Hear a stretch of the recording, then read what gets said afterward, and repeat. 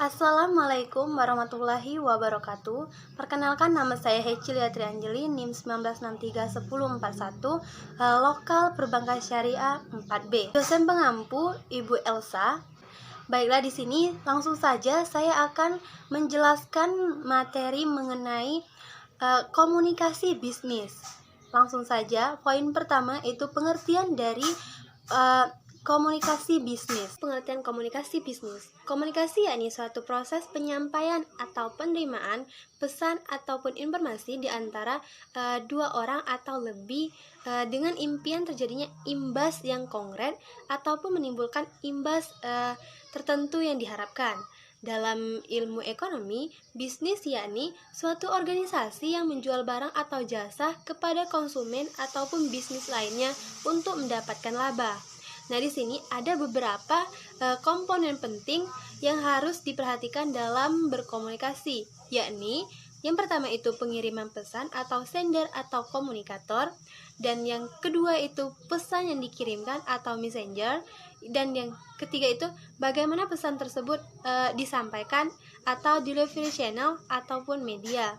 Nah, yang seterusnya itu penerimaan pesan atau receiver ataupun komunikan.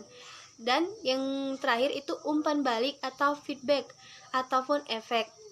Nah, di sini untuk sanggup menyebarkan kemampuan dalam berkomunikasi secara efektif baik secara personal maupun profesional.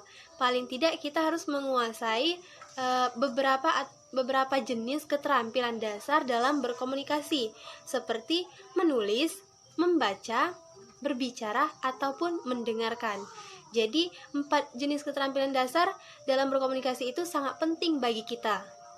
Disadari atau tidak, setiap hari kita melakukan paling tidak satu dari keempat hal tersebut dalam lingkungan kita. Nah, seperti juga pernapasan, komunikasi sering dianggap sebagai suatu bencana otomatis dan terjadi begitu saja, sehingga seringkali kita tidak mempunyai kesadaran untuk melakukannya secara efektif. Dalam berkomunikasi bisnis terdapat 6 unsur pokok. Yang pertama itu memiliki tujuan. Artinya di sini komunikasi bisnis harus mempunyai tujuan yang sudah diputuskan sebelumnya sejalan dengan tujuan organisasi. Nah, yang kedua itu pertukaran. Dalam hal ini melibatkan paling tidak 2 orang ataupun lebih, yakni komunikator dan komunikan. Dan yang ketiga itu gagasan, opini, informasi, arahan. Ialah isi dari pesan yang bentuknya bermacam-macam, tergantung tujuan, situasi, dan kondisinya. Dan yang keempat itu menggunakan jalan masuk personal ataupun impersonal yang mungkin bersifat tatap muka ataupun secara langsung, memakai media tertentu atau melalui media yang menjangkau jutaan orang secara bersamaan.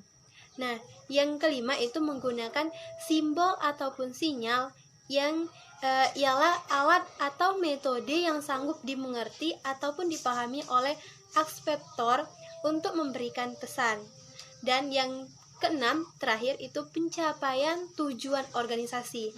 Nah, di sini salah satu karakteristik yang membedakan organisasi ataupun forum formal dari informasi, yakni adanya tujuan yang sudah diputuskan sebelumnya oleh manajemen. Selanjutnya itu bagian kedua, itu tujuan dan fungsi komunikasi bisnis. Fungsi komunikasi bisnis terdiri dari fungsi informatif, regulator, persuasif, integratif. Yang pertama itu informatif. Fungsi informatif dalam kegiatan komunikasi bisnis diperlukan oleh karyawan maupun manajer untuk menyelesaikan tugas-tugasnya secara efisien. Dan yang kedua itu fungsi regulatori. Komunikasi dalam bisnis juga berfungsi sebagai pengendali dan pengaturan perusahaan. Komunikasi yang berfungsi sebagai pengendali ini bentuknya dapat berupa perintah ataupun laporan. Dan yang ketiga itu persuasif. Fungsi persuasif pada komunikasi umumnya tercermin dalam interaksi antara karyawan, di mana seorang karyawan berupaya agar orang yang diajak berkomunikasi untuk menerima ide, jalan pikiran, dan penguasaan dirinya. Dan yang keempat itu fungsi integratif. Komunikasi dalam bisnis ataupun organisasi juga berfungsi sebagai integratif, yakni untuk membuat organisasi ataupun perusahaan tersebut dapat beroperasi secara utuh ataupun terpadu. Hal ini termasuk juga fungsi koordinasi dan penjadwalan aktivitas. Nah, penerapan saluran informasi dan otoritas serta untuk menarik dan melatih karyawan. Adapun beberapa tujuan komunikasi bisnis, yakni yang pertama itu meningkatkan goodwill ataupun nama baik perusahaan, dan yang kedua itu ada juga meningkatkan hubungan baik perusahaan dengan masyarakat, dan yang ketiga itu meningkatkan fungsi kepemimpinan dalam perusahaan. Ada juga bentuk-bentuk dalam komunikasi bisnis. Di sini ada dua bentuk komunikasi yang digunakan dalam praktik komersial dan non komersial. Nah, komunikasi tersebut adalah komunikasi nonverbal ataupun komunikasi verbal. Yang pertama itu komunikasi verbal. Apa sih komunikasi verbal?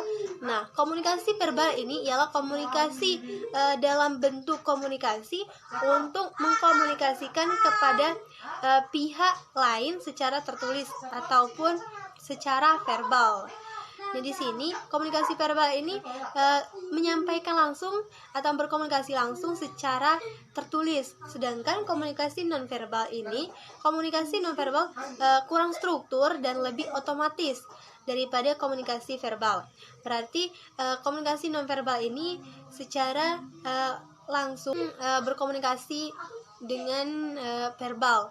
Nah, di sini secara umum, sebelum Anda mengatakan sesuatu, seseorang sudah memiliki rencana dan tahu apa yang ia katakan. Nah, selanjutnya itu kesalahpahaman dalam berkomunikasi. Dalam suatu komunikasi akan ada kecenderungan beberapa pesan yang tidak dapat dimengerti oleh penerima pesan dengan baik. Hal ini disebabkan oleh adanya penghambatan komunikasi antara pengirim dan penerima pesan. Faktor-faktor penghambatan komunikasi yang menyebabkan terjadinya kesalahpahaman dalam berkomunikasi ini ialah yang pertama itu mencangkup dalam mengembangkan pesan tersebut. Dan yang kedua itu di mana masalah menyampaikan pesan. Dan yang ketiga itu di mana masalah dalam menerima pesan.